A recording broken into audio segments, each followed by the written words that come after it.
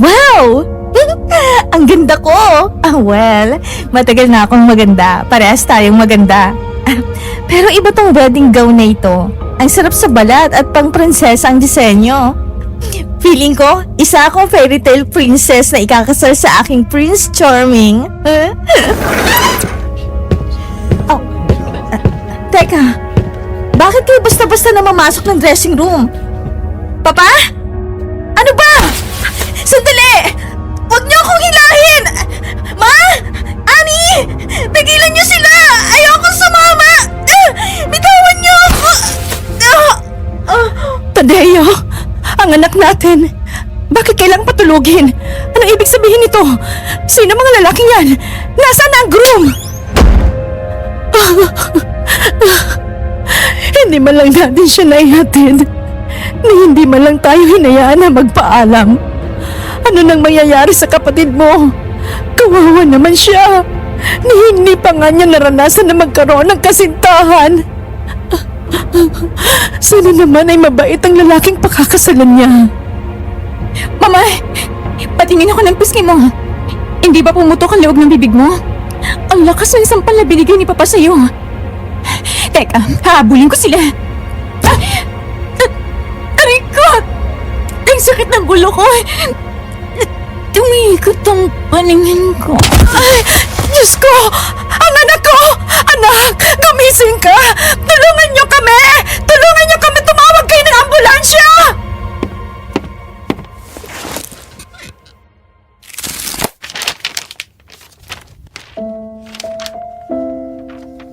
Kasal. Isang sagradong bagay na nagbibigay kahulugan at legal na estado sa pagsasama ng dalawang taong nagmamahalan. Pero paano naman kung sapilitan o may katapat na halaga? Anong uri ng kahulugan ang mabibigay mo sa ganon? Ito ang nilalaman ng sulat ng ating letter sender na nagpakilala sa pangalang Alexa. Pero bago tayo magsimula, gusto naming marinig ang inyong opinyon tungkol sa OBE o yung out-of-body experience. Pamilyar ba sa inyo ang terminolohiyang ito? May kakilala ba kayong nakaranas na ng ganon? O di kaya ay may kakayanan na maglakbay ang kaluluwa nila habang natutulog? Comment nyo naman at ating pag-usapan. At habang ginagawa niya yan ay samahan niyo kami sa pagbabasa ng liham ni Alexa at magkasama nating alamin ang kabuuan ng kanyang istorya. Ito ang nilalaman ng kanyang sulat. Dear Aswang Diaries at Madam Venus, ako po si Alexa. Maulan ng umagang sumalubong sa akin ngayon, dahilan para umurong ako sa lakad naming magbabarkada dahil kagagaling ko lang sa aking ubot sipon at ayoko nang umulit yon. Habang kinakain ako ng boredom ay naisipan kong makinig ng inyong mga bagong uploads. Doon ako na-inspire na sumulat sa inyo at i-share ang naikwento sa akin ng tito ko na isang medium o yung umaalalay sa espiritista kapag kailangan kumonekta sa kabilang mundo o yung mundo ng espiritual. Para sa smooth na pagbabahagi ay kikwento ko ito sa perspective ni tito. Ito ang saktong pagkakasalaysay niya. Nagsimula ang lahat nung gabing nakita ko si Annie sa liblib na puok ng hindi pamilyar sa akin.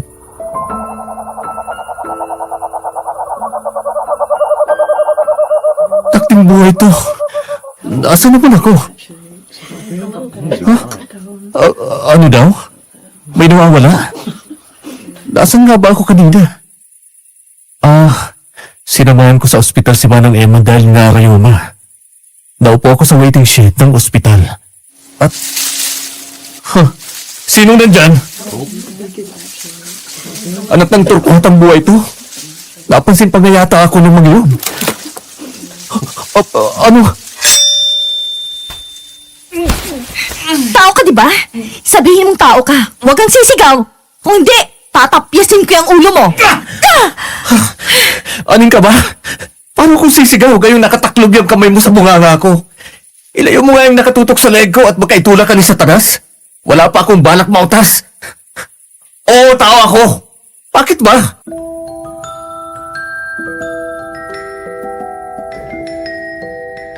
Nang sabihin ko na tao ako ay parang nauupos na kandilang napaupo ang babaeng nanutok sa akin ng punyal.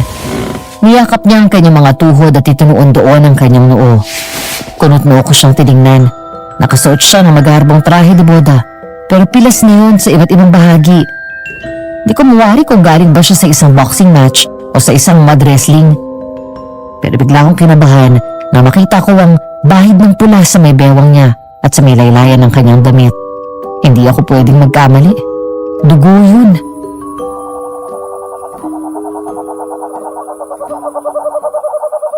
Anong ginagawa mo dito? Bakit ngayon lang kita nakita?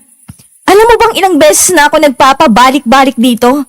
Paulit-ulit parang silang plaka. Pero wala naman ako nakikitang ibang tao. Hindi ko alam.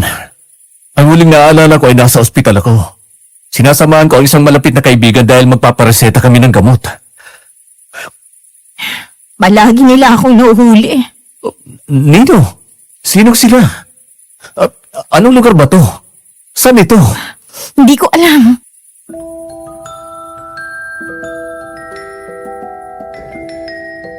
Iniligid ko ang aking paningin. Normal ang kapaligiran. Mapuno. Napaliligiran kami ng mga talahib. Dama ko ang lamig ng gabi. Dinig ko ang ingay ng liblib na lugar. Pero pagtingala ko ay may iba sa kalangitan. Naghahalo ang kulay rosas, lila, asul at itim. Doon ko nasabi sa sarili ko na, eto na naman ako. Nagsimulang magrumba ang puso ko. Palagi naman sa tuwing malalaman ko ang sitwasyon ko. Kuminga ako ng dahan-dahan para kumalma. Sa mga ganitong sitwasyon, hindi ako makakabalik hanggat hindi pumuputok ang liwanag ng araw. Kalmado kong kinausap ang babae. Limitado ang oras ko. Kailangan malaman ko ang mga importanteng detalye bago kami maghiwalay. Mahigpit ang bilin sa akin ni Manong Eman. Huwag na huwag ibibigay ang aking tunay na pangalan. Pero sa pagkakataong yun, sinuway ko siya. Miss, gusto kong malaman ang nangyari sa'yo. Gusto kitang tulungan. Pero magagawa ko lang yun kung makikipagtulungan ka sa akin. Okay. Simulan natin sa pagpapakilala. Ako si Ismael. Anong pangalan mo? Ako si Nina. Nina, gusto kong sabihin mo sa akin ang lahat ng natatandaan mo bago ka napapunta dito. Pero bago mo gawin yon, lalayo ako. Para hindi ka mahanap ng mga humahagip sa'yo. Paano? Kahit anong gawin kong takbo o tagoy, natatagpuan nila ako. Tapos uulit na uulit lang ang senaryo. Parang pelikulang nag-rewind lang sa umpisa. Akong bahala. Halika, sumama ka sa akin.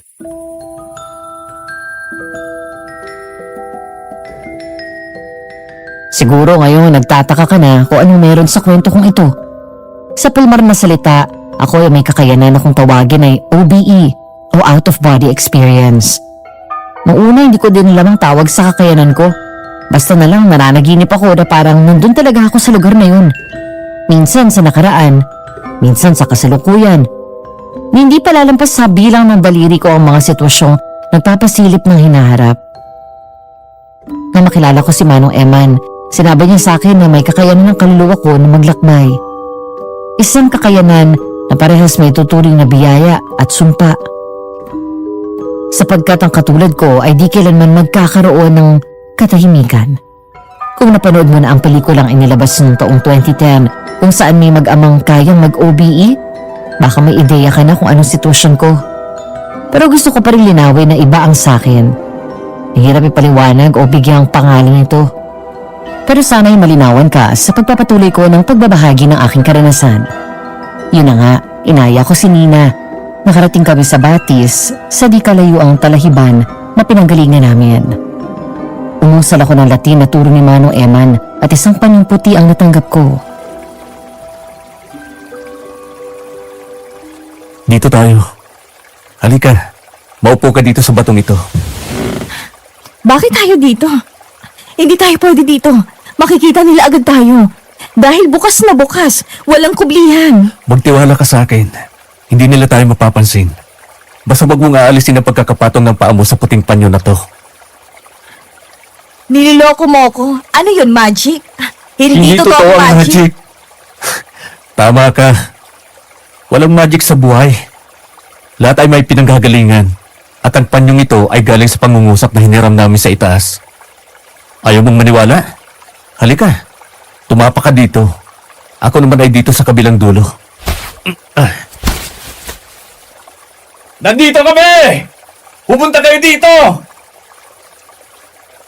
Kita mo, walang dumating. Kaya pumanatag ka. Gusto kong malaman ang istorya mo, kahit hindi buo. Basta lahat lang ng naaalala mo. Gusto kitang paniwalaan. Pero, Pero, pakiramdam ko, kapag nasabi ko na lahat sa'yo, may maaalala akong hindi ko gustong maalala. Sa tuwing maiisip ko yan, nakararamdam ako ng takot na kakaiba. Parang nasa madilim akong lugar na walang anumang liwanag. Nag-iisa, maginaw. nandito ako. Tutulungan kita. At kung kailangan mo ng tapang at lakas ng loob, ipahiram ko yung lahat sa'yo.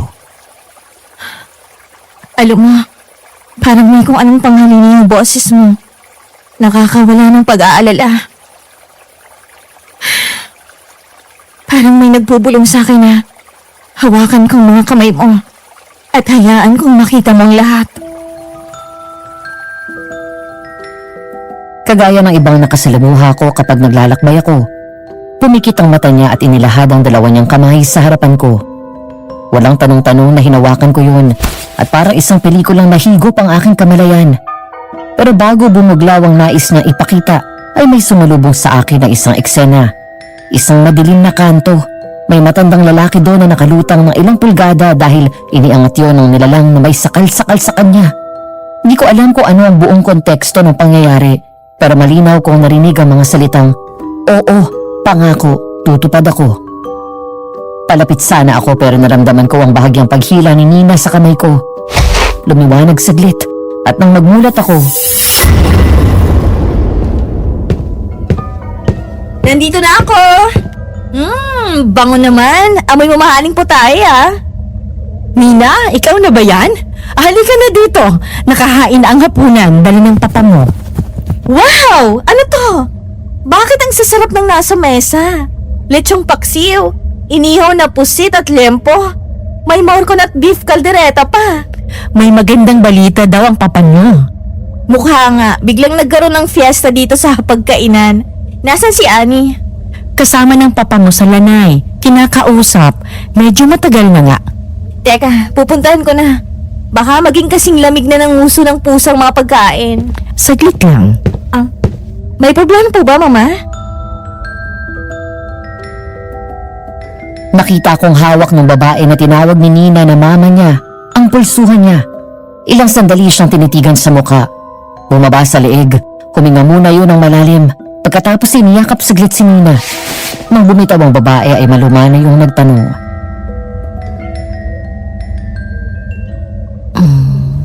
Kailan pa anak? Alam na ba ni Marco yan? Handa ba niyang panagutan? Wala talagang makalusot sa inyo, Mama. Grabe, galing nyo naman.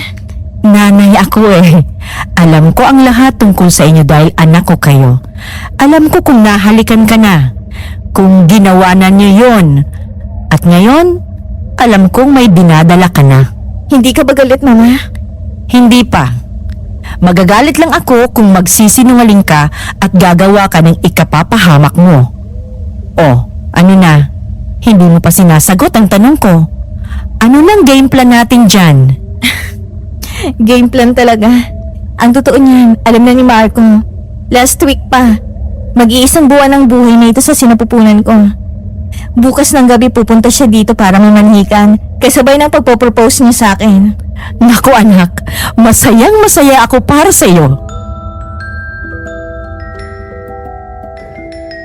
Isang masayang tagpo sa pagitan ni Nina at ng mama niya ang nakita ko. Lumigid ang paningin ko sa bahay nila. Doon bumukas ang pinto sa tabi. Sa tingin ko ay pintuyo ng lanay. Isang lalaking matangkad na kahawigan ni Chingoy Alonzo ang nakita ko. Kasunod niya ang isang babae na kamukha ni Nina. May kakambal pala siya, pero iba ang dating sa akin ng babae. Parang magkaroon ng orkestra ang dibdib ko. Ganong uri ng kabog. Umasa kong makikita ko siyang ngumiti pero hindi. Nanatiling seryoso ang ekspresyon ng mukha niya. Bigla para akong hinigop ng kung anong vacuum. Nasa loob ako ng isang kwartong pambabae. Beige ang kabuuan ng dingding pero may accent na parang kulay tsokolate. Magkausap ang kambal. Masaya ako para sa'yo, Nina. Magiging nanay ka na at ikakasal ka na kay Marco. Oh, bakit sambakal yung mukha mo? May masakit ba sa'yo? Gusto mong tawagin ko si Mama? Okay ka lang ba talaga sa kasal na to, Annie? Pinakita lang ni tatay ang picture sa'yo at pinag-usap kayo sa cellphone. Tapos siya nang makialam sa lahat. Beg mo pang bida sa teledrama. At least, nagkaroon ako ng silbi, di ba? Hindi na ako yung... Namatlugin. Lagi na lang sinasabi ni Papa yun sa'yo. Ano nga daw ibig sabihin nun, sabi ni Mama? Salitang Batanggenyo daw yun eh. Yung ibig sabihin nun at lalambot-lambot o walang kabuhay-buhay. Tipong padala na lang sa agos. Hindi ka naman ganun eh. Tahimik ka lang talaga at hindi ka kaya kung parang nakalaklak palagi ng gasolina sa pagiging hyperactive. Kita mo, nabuntis ako nang di pa kasal. Pananagutan ka naman ni Marco. Yun ang maganda. Nag-aalala ako para sa'yo. Biglaan ang kasal mo, sukob ka pa sa akin sa taon. Ayos lang yun. Tingnan mo, naging masiyahin si Papa dahil mabubuhay na ulit nga ang negosyo natin. Eh bakit hindi sarili niyang ibenta niya? Kasalanan naman niya kung bakit lumubog ang negosyo ng pamilya natin. Nalulung siya sa kasino. Teka nga, nasabi pa ng lalaking yun kung paano siya nakilala ni Papa? Sabi ni Ronald, nagkakilala sila ni Papa sa Davao. Siya ay isang intimate baccarat game na hosted ng mga common acquaintances nila. Huwag ka na mag-alala sa akin. Ang intindihin mo ay ang magiging pamangkin ko at si Marco. Mahal na mahal kita, Annie. Kahit sa mga panahong matandang-matanda na tayo, hindi yun magbabago. At kung sakaling mauna ako sa'yo, lalabanan kong kamatayan, mabantayan lang kita. Uy, ano ka ba? Nakakakilabot yung mga pinagsasabi mo. Buntis ka pa naman. Huwag kang ganyan ha. Bra-brahan akong wood. Ay! Ano yun?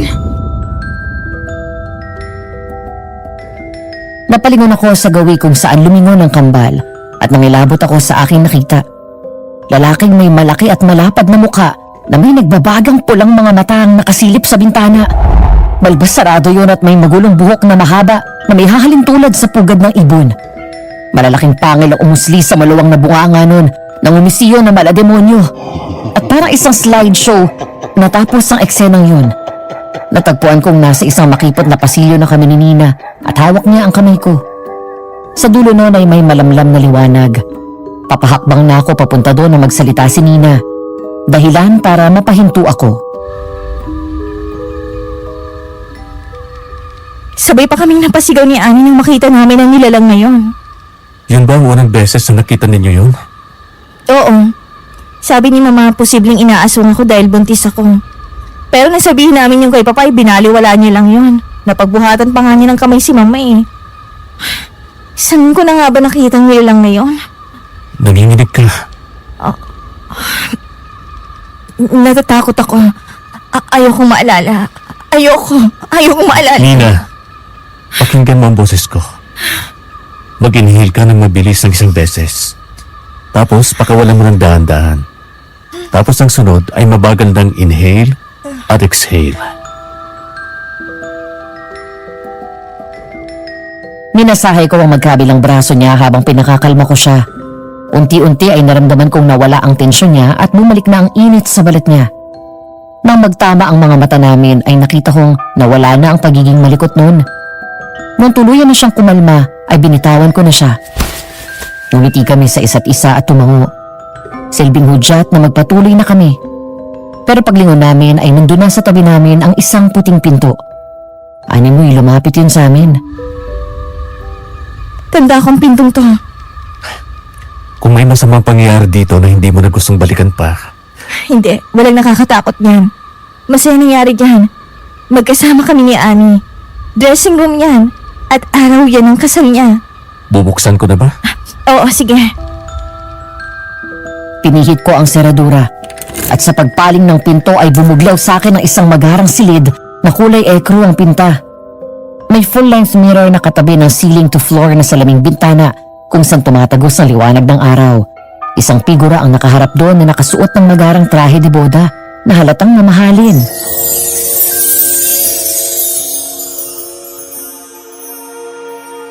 Grabe ang pag-spoiled mo dyan sa Ronald na yan, ha? Mula nung naging engaged kayo, talagang panay ang regalo. Kahit si mama at papa inuulan na ng biyaya. Bongga din ang regalong ibinigay sa kasal namin ni Marco. Panay ng pasalamat ko sa kanya. Pero tinawanan lang ako. Sabi niya sa pamilya daw, hindi niya kailangan ng pasalamat. At pamilya na daw niya tayo. Galante talagang loko. Pero asar pa din ako sa kanya. Sinabi na maghintay ng 1 taon dahil susukob ka sa kasal ko. Ba? Lalo naging bahite. Matapos ang 3 linggo, nagsabi na handa ng lahat sa kasal niyo. Pumayag naman si Papa, okay na yon. Talagang papayag. Tapalan ba naman ng pera at ng bagong sasakyan ng fiancé mo? Pero si Mama ayaw talaga. Kanina habang minimakeupan ka, sabi niya offer still stands. Kung gusto mo umurong at manakbo, itatakas ka namin. And I agree. Salamat, pero ayos lang talaga ako. Sa tingin ko naman, mabait naman si Ronald. Kahit nga yung wedding gown ko pasadya pa eh. Ganito palang pakiramdam ng mamahaling tela, no? Ang ganda pa ng design, para kang prinsesa. Sayang lang, kakaunting makakakita. Dahil bukod sa gabi ang kasal mo, intimate wedding pa. Ani? Okay ka lang ba? Bakit ka ganyan? Hindi ko nga din maintindihan eh. Namibigat ang talukap ng mata ko. Parang nangihina ako. Baka may nakain kang masama. Wala naman eh. Yung magaan lang kanina at yung iniabot sa akin ng baso ng cucumber lemonade. Tapos mo di bang isukat yan? Akin na, susuot ko na ulit. Baka dumating na yung sundo ko eh. Sino kayo? Bakit kayo namamasok ng dressing room? Umalis kayo! Papa? Kasama niyo bang mga yan? Paalasin niyo! Hindi sila dapat nandito! Ano ba? Bitiwan niyo nga ako! Tadeo, anong nangyayari dito? Sino ang mga lalaki yan? Pero ang lalaking tinawag na Tadeo ay hindi sumagot. At ang subukan ng nanay ng kambal na pigilan ang pagkuha sa nakasuot ng trahe de boda ay isang malakas na sampiga ang isinagot nito. Dahilan para malugmok ang babae sa sahig. Tapos nun, isa sa mga lalaki ang dumukot sa bulsa niya at naglabas ng panyong puti. Itinaklob yun sa mukha ng nakatrahe de boda. Nawalan siya ng malay at binitbit na palabas ng kwarto. Paglingon ko, nawalan din ng malay ang babaeng kanina pa inaantok. Lalapit sana ako pero para na naman akong hinigop ng kung ano at natagpuan ko ang sarili kong nasa labas at nakatingin sa saradong sliding door ng isang kwartong sa tingin ko'y parte ng magarang villa. Ang sakit ng ulo ko. Parang mabibiyak. Tayo na. Bumalik na tayo. Hindi. Kailangan makita mo to. Pakiramdam ko mahalaga to. At saka, parang may nagbubulong sa akin na nanditong buong kasagutan sa nangyari. May nakikita ako nakahiga sa loob. Ikaw ba yun o yung kakambal mo? Ano nga ba? Oh. Ako yan! Oo, naaalala ko na. Maagang natapos ang makeup ni Annie, tapos hiniram kong trahe de boda niya dahil ang ganda. Tapos, Diyos ko, ayun na. Aswang ang ipinakasal ni Papa kay Annie.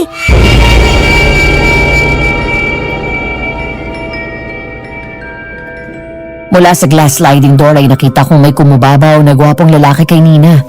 Pero unti-unti yung nagbago ng anyo. Lumaki at naging matipuno ang katawan. Hanggang sa napilas na ang suot no na tuksido na pangkasal. Tinabunan niyo ng pataas na pangil sa ibabang bahagi ng bibig. Naging balbas sarado at namula ang mga mata. Sumigaw yun at halos mabingi ako sa malakulog na lakas ng boses. Nanlaban si Nina at nahagip niya ang stainless na nakatusok sa kanyang buhok. Buong giti niya yung itinarak sa noo ng lalaki. Sa pagitan ng mga mata nito, pumulandit ang dugo at nagtitili si Nina. Namalayan ko na lang na nasa tabing ilog na ulit kami. Agaw na ang liwanag sa dilim. Nakatapak ang aming mga paa sa puting panyo na inilatag ko sa lapag. Tigmak ng luha ang mukha ni Nina at nanginginig ang kanyang mga kamay.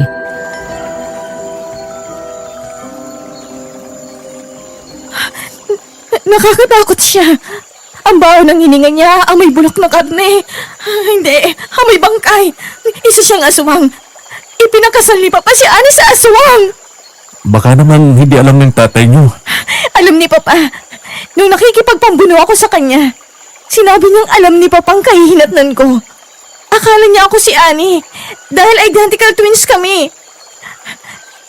Sabi niya milyones ang matatanggap ni Papa kapag nilapan na niya ako. Kung ganon, huwag mong pagsisiyan ang nagawa mo. Ipinagtanggol mo lang ang buhay mo at ang buhay na nasa sinapupunan mo. Ang anak ko. Isang ngiti na puno ng pagmamahal ang sumilay sa labi ni Nina habang hinahaplos niya ang impis pa niyang sikmura. Napatingin ako sa paligid. Lumalabo na ang bista ko. Siguro ipapasikat na ang araw. Saktong pagbalik ng tingin ko kay Nina ay nakarinig kami ng papalapit na yabag. Biglang rumehistro ang takot sa mukha ni Nina.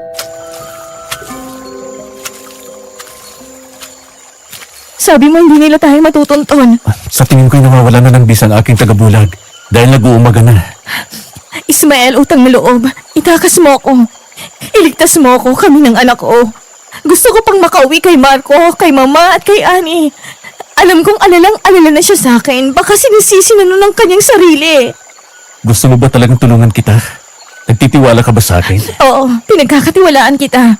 Buong tiwala ko na maililigtas mo ako. Isa sa mahigpit na bilin sa akin ni Manong Eman ay iwasan ko ang pakikialam sa mga bagay na nakikita ko kapag naglalakbay ang kaluluwa ko. Pero sinuway ko yun. Inagip ko ang kamay ni Nina at nanakbo kami palayo sa batis. Pa-ese-ese ang ginawa naming pagtakbo. Kaliwa, kanan, diretsyo, tapos kakaliwa ulit hanggang sa makarating kami sa asfaltadong kalsada. Medyo malayo na kami mula sa humahabol sa amin. Iniligid ko ang aking tingin at nakita ko ang isang sasakyan. Tinakbo namin yun at swerteng may naiwang susi na nakasuksok doon. Agad kaming sumakay at umarangkada na. Ilang sandali din kaming bumiyahe ng tahimik hanggang sa namataan ko na ang pagsilip ng sinag ng araw. Doon ko naramdamang hinawakan ni Nina ang kamay kong nasa kambyo.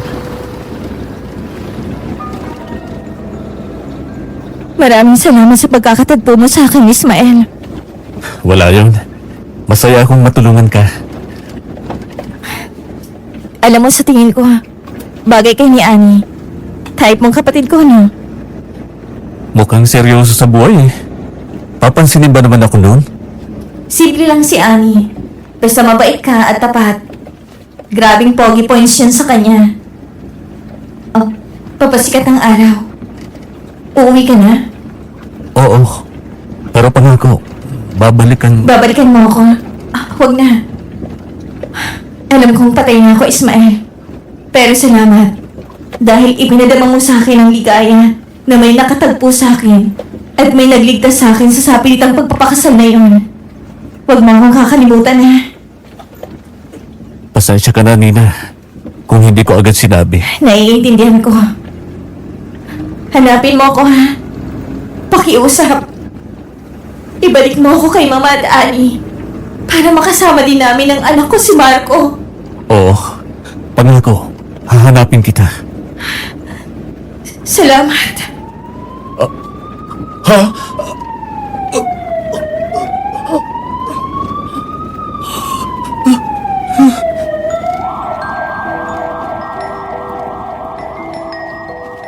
Nagising ako na mayumuyog-yog sa kanang balikat ko.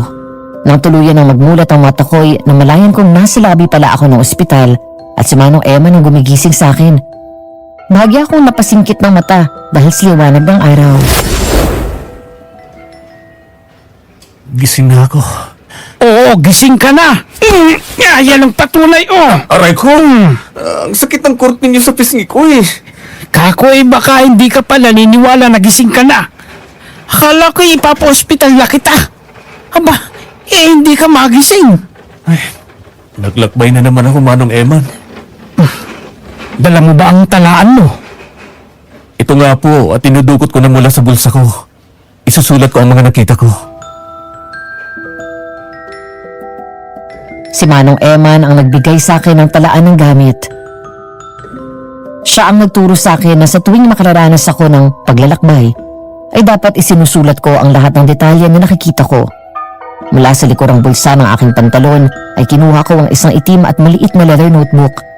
Isinulat ko doon lahat ng nakita ko at ang lahat ng napag-usapan namin ng babaeng nagngangalang Nina. Nang matapos ako magsulat, ay nakaramdam ako ng tawag ng kalikasan. Kaya saglit ako nagpaalam kay Manong Eman na magbabanyo ako saglit at iniwanan ko sa kanya ang talaan ko. Pabalik na ako sa labi ng ospital nang maulinigan ko ang usapan ng dalawang babae mula sa nakaawang na pinto ng isang private room ng ospital. Nasaan ako? Diyos ko, Nina. Mabutit magkamalay ka na. Alalang-alala ako sa'yo. Baka kung napano ka na at ang anak mo. Kumusta ba ang pakiramdam mo? Wala ka bang masamang nararamdaman? Mama, hindi ako si Nina. Ano? Kung ganun, Si Nina may suot ng trahe de boda. Nakatuwa niyang isukat. naku po. Ano nang gagawin natin? Ilang araw ka ding panawan ng ulirat, anak. Sabi ng doktor ay may mga illegal substance ka daw sa katawan. Tapos, wala akong makuhang balita sa'yo. Ang ibig kong sabihin ay kay Nina. Ano pong ibig niyong sabihin? Walang balita. Hindi na matawagan si Ronald. Noong una, nagri-ring pa ang telepono niya. Pero nung lumaon ay puro out of reach na. Alalang-alala na ako. Pero nang sabihin ko sa papa niyo, parang walang pakialam. Nagalit pa at istorbo daw ako. Ano na kayang nangyari kay Nina? Sana naman nasa mabuti siyang kalagayan. Parang piniga ang puso ko sa narinig ko. Ilang araw na palang nawawala si Nina at walang balita ang pamilya niya sa kanya. Ibig sabihin, ilang araw na rin gagala-gala sa liblib na puok na yon ng kaluluwa niya. Pagliko ko sa pasilyo malapit sa nurse station, may namataan akong nurse na mukhang bago sa ospital. Saktong pasakay siya sa elevator, kaya pasimple ko siyang sinabayan. Saka ako nagdrama na parang di ko matandaan kung anong petsa na pa-confine ng pasyente namin na ang pangalan ay Annie. Kinagat naman ng nurse ang pagdadrama ko. Nalaman kong may 3 araw nang nakakonfine si Annie at kinabukasan na lalabas. Jasking tao ka? Namalastigaan na ako dito. Ano ba yung inilabas mo? Buong laman ng lamesa dam. 3 araw na pala mula nang mawala si Nina. Oh, bakit hindi mo yan isinulat dito? Mahalagang impormasyon yan. Ngayon ko lang din nalaman eh. Ha? Paano? Nanaginip ka habang nagpapagaan ng pantong? Naulinigan ko ang usapan nila ng mama niya nung pabalik na ako dito sa labi ng ospital. Dahil nakaawang yung pinto ng kwarto niya. O, tingnan mo nga naman ang pagkakataon, ano? Ay, sinong mag-aakala na nandito ang pamilya niya? Yun nga eh. Ang tanong nga lang ay kung anong gusto mong gawin. Tulungan ninyo ako, Manong Eman. Gusto kong maiuwi si Nina sa pamilya niya.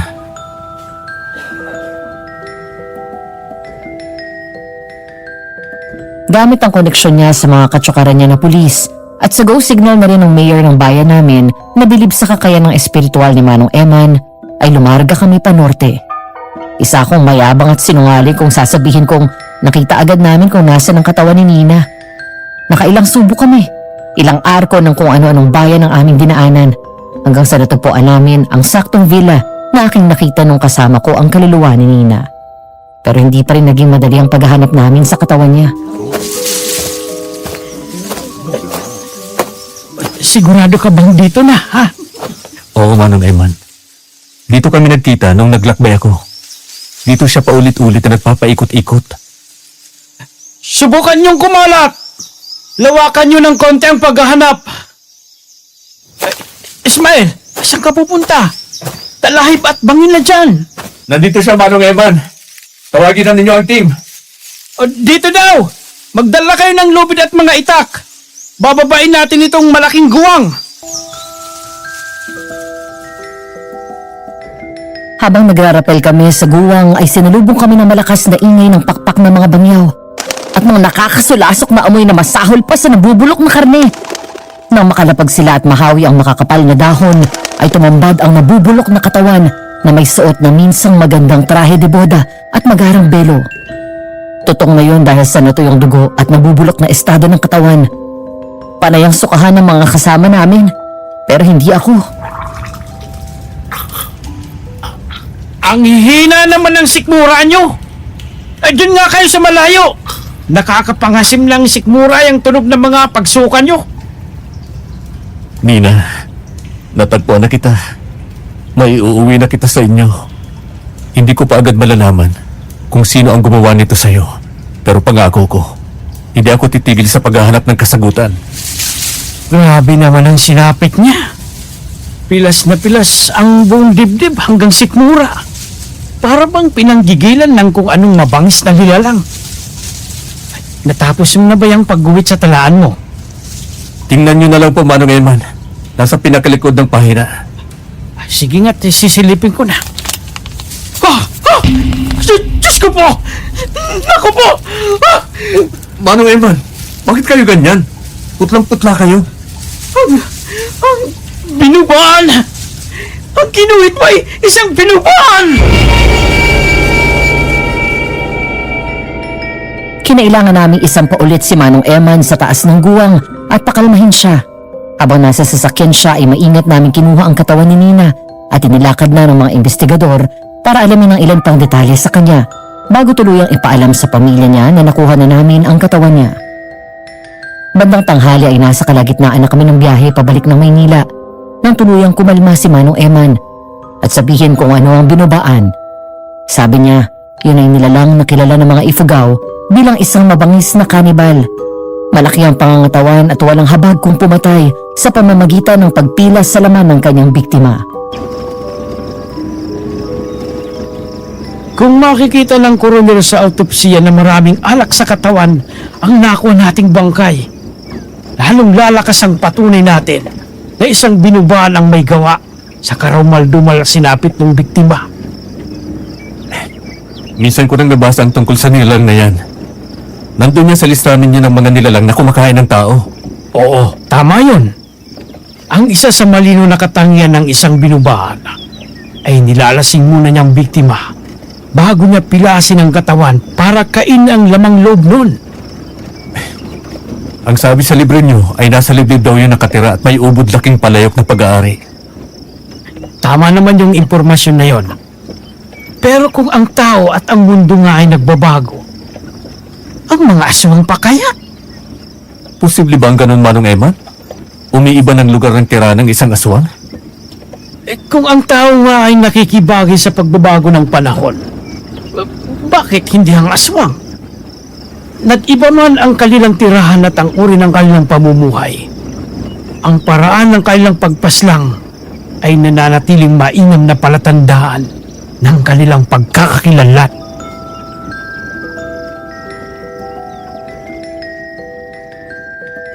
Lumipas ang 2 linggo. Lumabas na ang resulta ng otopsiya. Mataas na uri ng mga gamot na di normal na nabibili sa butika ang nakita sa sistema ni Nina. Mataas din ang level ng alkohol na nakuha sa kanyang dugo. Bagay na lalong nagpatibay sa paniniwala ni Manong Eman na isang binubaan ang may gawa kung bakit siya namatay. Nang handa na ang lahat ay kinontak namin ang pamilya ni Nina. Ginamit ni Manong Eman ang koneksyon niya para magmukhang opisyal ang maging lakad namin. Na sa totoo lang, opisyal talaga. Alam ko mahirap paniwalaan pero ganito kasi yun.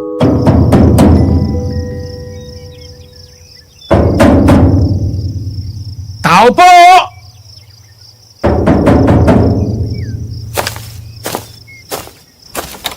Sino ho sila? Magandang tanghali po. Kayo po ba si Mrs. Anita de la Cruz? Oo, ako nga siya. Bakit? Anong problema? Mga tauhan kami ni Mayor. Baka pwedeng pumasok. May mahalaga kaming sasabihin sa'yo. Sige ho, pasok kayo. Madali lang kung pakinggan ang naging palitan namin ng nanay ni Annie at Nina. Pero ang totoo niyan, ilang beses niya kaming pinukol ng tingin na puno ng pagdududa. Buti na lang at handa si Manong Eman. May dala kaming mga lehitimong papeles na nagpapatunay kung sino kami at ang totoong trabaho namin sa munisipyo. Iniabot namin yun sa kanya. Saglit niya yung pinagmasdan ng tingin sa kanya kami pinatuloy. Pero hindi sa bahay. kundi doon lang sa garden na nasa tagiliran ng bahay nila. Magkagayon pa man, hindi namin agad nasabi ang pakay namin dahil katulad ng iba, hiniling niya sa amin na ipaliwanag kung ano ang papel namin sa munisipyo.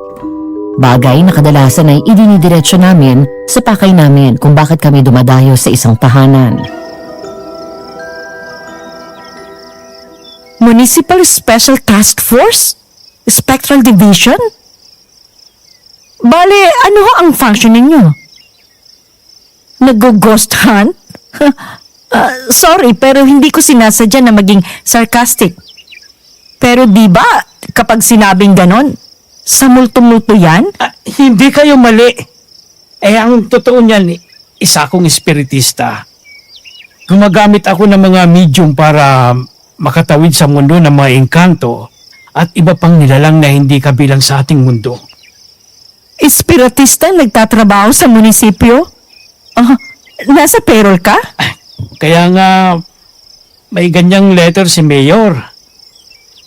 Anong gagawin kung hindi ako idideklarang tauhan?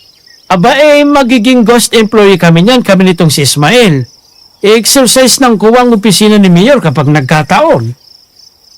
Sa tanong ho niyo naman kung anong function namin, kami pang huling takbuhan ng mga pulis sa kasangga ni Mayor. Kapag ang isang krimen ay papakold case na. Anong ginagawa niyo? Tinatanong niyo mga espiritu? Kumakausap ka ng bangkay? Nakikipagkaibigan sa lupa? Hindi ko maintindihan ito. Hindi kami minumulto o kaya ay namamaligno. Nawawala ang anak ko!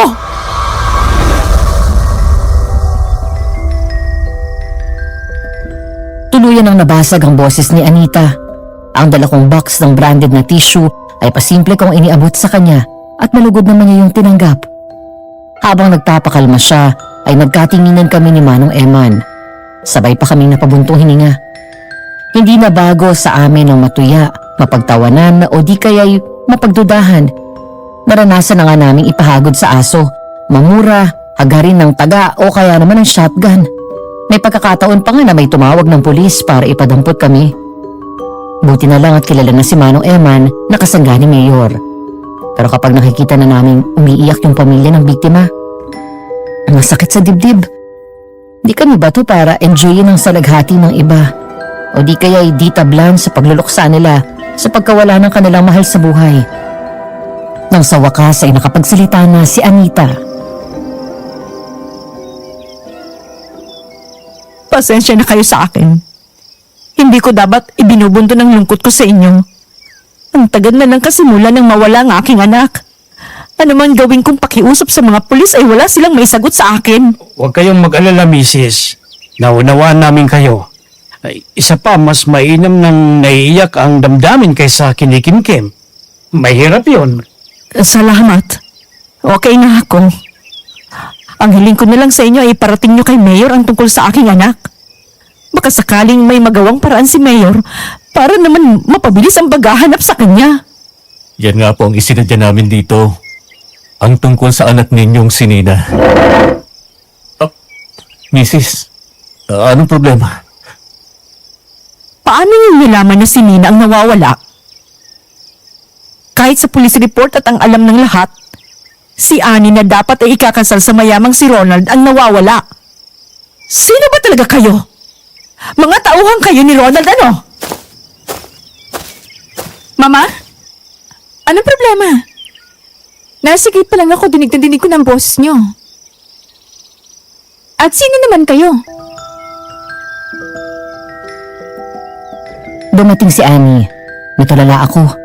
Pakiramdam ko noon tumigil sa pag-inog ang mundo. Nang salubungin ko ng tingin ang mga mata niyang bilugan, daig ko pa ang nabato-balani. Kulay tsokolate yun at parang mangungusap. Hindi nakabawas sa ganda niya ang gatuldok na taling sa tagiliran ng kanyang kaliwang mata.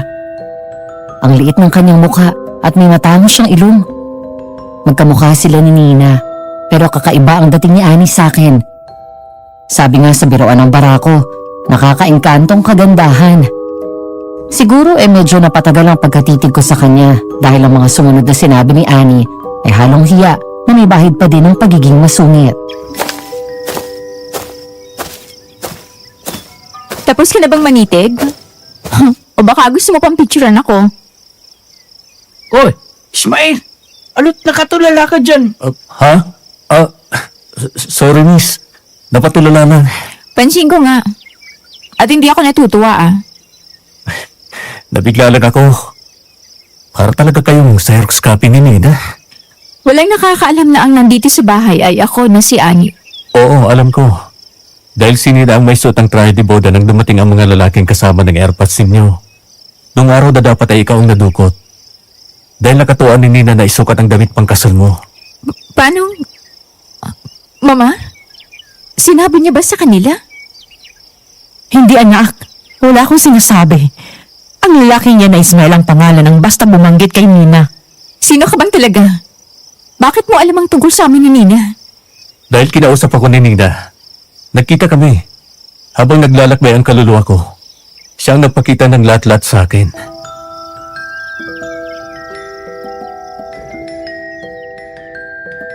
Oo, wrong move yun. Galit na nga siya, nagdududa pa. Tapos, ayun ako nagunggong na nagsalita ng isang bagay na mahirap paniwalaan. Sinuyod ako ng titig ni Annie mula ulo hanggang paa. Ang isa sa kilay niyang mahubog ay bahagyang tumaas at tumalim ang tingin niya sa akin. Kung nakamamatay lang yun, pihadong tumimbo ang nako ng walang buhay. Pero hindi ako nagpatinag. Naalala ko ang itinuro sa akin ni Nina. May lihim silang lengguwahe ni Annie. Dahan-dahan akong lumapit. Gamit ang kanang kamay ko, ay binigyan ko siya ng 3 marahan na tapik sa ulo. Tapos dumausdos ang kamay ko sa kaliwang tenga niya. Gamit ang aking hinlalaki, ay hinimas ko ng bahagya ang pingol ng kanyang tenga. Natigil sa ere ang kamay niya, isasampal niya sa akin nang magsalita ako. Dahil hindi ka masyadong komportable sa mga salitang mahal kita, o di kaya isa I love you, ito na lang ang gagamitin ko. Yan ang sabi sa akin ni Nina. Yan daw ang secret language ninyong dalawa. Nasaan na siya? Nasaan na si Ani? Nasa mabuti ba siyang kalagayan? Litis ba sila ng pamangkin ko? Ikinalulungkot kong ipaalam sa inyo na wala na siya. Oh Diyos ko! Nina, anak ko! Ani, ang kapatid mo! Pwede ba namin siya makita? Nasaan ang mga labi niya? Pinakalma na muna namin si Anita, tsaka namin sila sinamahan sa morgue, kung saan nandoon ang naproseso ng katawan ni Nina. Panay ang iyak ng mag-ina, nang sa wakas ay nakauwi na ang kanilang mahal sa buhay na kanilang hinanap-hanap. Isang gabi lang na binurol si Nina. Hanggang sa araw ng kanyang libing ay di ko iniwan sina Annie at Anita. Kasama ko si Manong Eman at inihatid pa sila sa bahay bago kami tuluyang naghiwa-hiwalay. Baka gusto niyong tumuloy na muna. Huwag na. Palis na din kami. May iba pa kaming pupuntahan. Sige, ingat kayo. Kayo din. Kung sakaling kailangan nyo ng tulong, alam nyo naman ang numero ng mga telepono namin. Tawag lang kayo. Maraming salamat. Pagkaalis namin sa bahay ni na Annie, ay dumiretso na kami sa bahay ng aming kliyente para sa araw na yun. Isang batang babae na edad 12 anyos, nakutob namin inadali ng itim na duwende. Ayon sa nanay ng bata, pinakuha niya ang anak niya ng bulaklak na bougainvillea o mas kilala sa Tagalog na tawag na bugambilya. Matapos nun di na nawala ng lagnat ang bata sa tuwing papalubog ang araw. Nalulumpo din ang bata. Makakalakad lang ilang ulit at nawawalan ng lagnat kapag suminag na ang araw kinabukasan. Sa gabay ni Manong Eman ay nag-medium ako para bumalik sa oras kung saan kumuha ng bulaklak ang bata. Para makita namin ni Manong Eman kung tama bang kutob namin. Tumawid ang kaluluwa ko sa pagitan ng realidad at ng mundo ng mga maligno. Natagpuan kong nasa harap ako ng bahay ng kliyente namin, pero kakaiba na naman ang kulay ng kalangitan.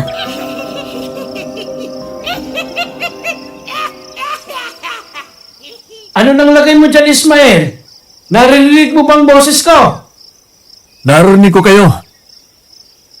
O ano? Ano nang nakita mo? Nako, paano nga Eman? Hayun na at mayroong nakasilip sa pagitan ng daon ng mga bugambilya. Ang itim ng mga mukha at nalilisik na pula ang mga mata. Pababagsakan kita ng agwa bendita! Pagkasabi ng ganon ay umusal ng Latin si Manong Eman at isang balde ng pangwisik na gamit ng pari sa simbahan ang nakita ko sa aking paanan. Gamit yon ay pinagwiwisikan ko ang mga nilalang at ilang ulit na sinabihang tigilan na ang pagkasakiti ng bata. Pero iisa pa din ang sagot nila. Hindi. Nais nilang patayin ang bata at isama ang kaluluwa nito sa kanilang kaharian. Dahil doon napilitan kami na patayin na lang sila. Gamit ang mga salitang lihim ay pinadalhan ako ni Manong Emma ng punyal at buntot tagi. Pagkakita ng mga nilalang sa hawak ko ay agad na nag-angilan ng mga yun at sinugod ako.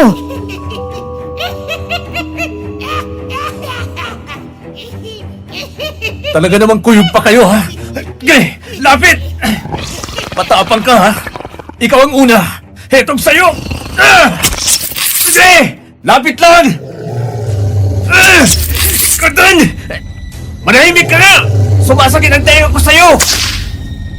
Kung ubos na ang mga duwiting item, ay huwag mong kalilimutan ang panarang dasal. Ilang minuto pa akong nanatili sa lugar. Nang wala na akong makitang duwending itim, ay umusal na ako ng dasal at sinabi kay Manong Eman na ayos na. Umusal ng mahabang latin si Manong Eman at unti-unting nagbalik na ang kamalayan ko sa normal na mundo. Lubog na ang araw at tuluyan ang nilamon ng dilim ng kalangitan nang magmulat ako ng mata. Ang bata namang napaglaruan ng itim na duwende parang nagdahilan lang. Masigla na at walang lagnat. Bandang 9:00 nang ibaba ako ni Manong Eman sa bukana ng eskinita papunta sa bahay namin. Malapit na ako sa inuuwian ko na makaramdam ako ng kakaiba. At sa pagkakataong yun, hindi ko lubos akalain na magkakaroon ako ng malapitang sayaw kay kamatayan.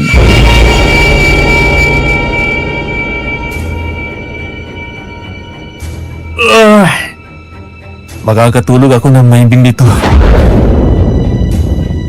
Sus Marisol po. Ano ba yun? Bigla na lang kumukulog. Nakakatakot tuloy. Sinong nandyan? Loko ah. Ako pang tatakutin. Lakas makatrip.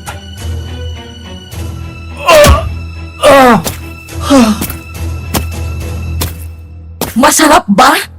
Pambati ko pa lang yan. Sino ka ba? Ako si Digo. At mahalaga na matandaan mong sasabihin ko. Pinakialaman mo ang bagay na may atraso sa kapatid ko. Wala akong kilalang aswang. Pwes ngayon meron na! Magtatanda ka na siguro. Dahil sa susunod, tutuluyan na kita! Tinadyakan po ulit ako ng isang beses ng malaking nilalang. Pagkatapos ay umalis na yun na para bang nagtapon lang ng basura sa daan. Likod na lang ng nilalang ang nakita ko habang papadilim ang aking paningin. Nagkamalay akong mainit ang ulo dahil sa paulit-ulit na pitpit ng kung anong bagay. Nang magmulat ako ng paningin ay nasa puting silid na ako. Monitor pala na nakakabit sa akin ang nag-iingay.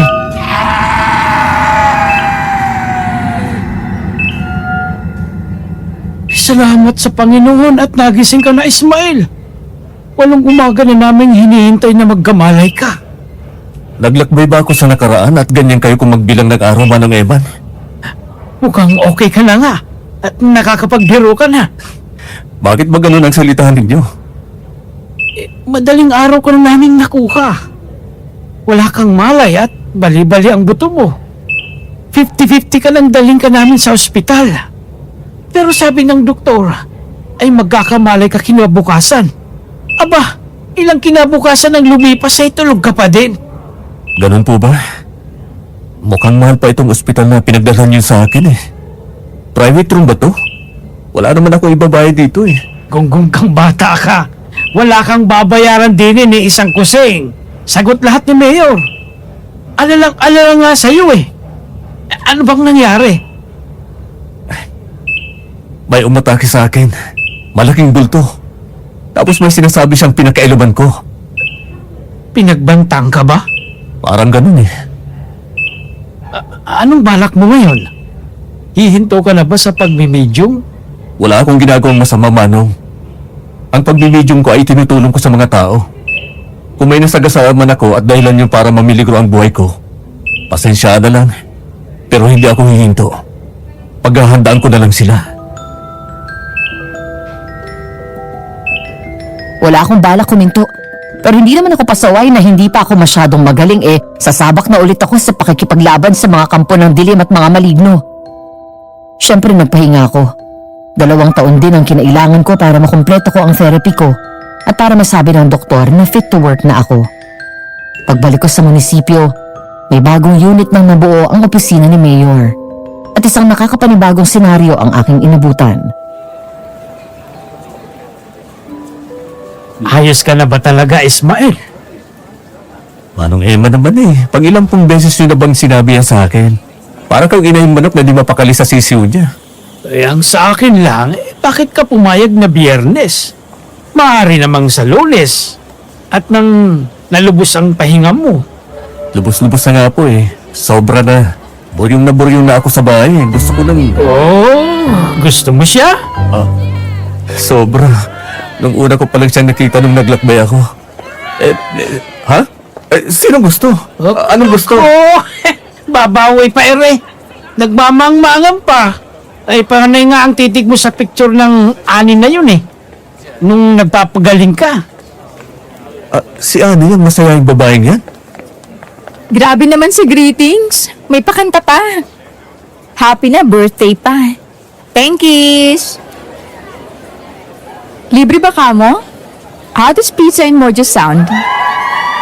Okay, later. Kain tayo sa office. Sabihin ko na din kay Madam Raquel na gawin ang off ang 3 p.m. hanggang 5. Lalafang tayo ng bongga. Maganda pa rin si Annie. Nandun pa rin ang kabog ng dibdib ko na may kasamang mainit na kung anong dumadaan sa puso ko at masayang pakiramdam kapag nakikita ko siya. Pero para siyang bagong tao. Ang dating seryoso at laging tahimik na parang iwas sa tao ay naging sweet, vocal at cheerful. Parehas kong gusto kong magkaibang version ni Annie. Yun nga lang, nagtataka ako kung bakit siya nag-iba. Ang pagtataka ko ay agad na nabigyang kasagutan pagdating ng hapon. Kalalabas ko lang ng opisina ni Mayor at naglalakad na ako sa pasilyo nang mamataan ko si Annie na palabas ng kalapit na opisina.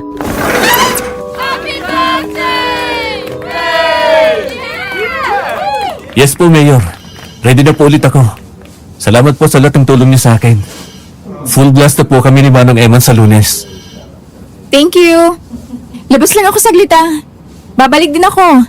Lafang lang kayo dyan Si Ani yun Teka nga, makalayo na dito. Saan naman kayo pupunta yun? Teka nga't masundan.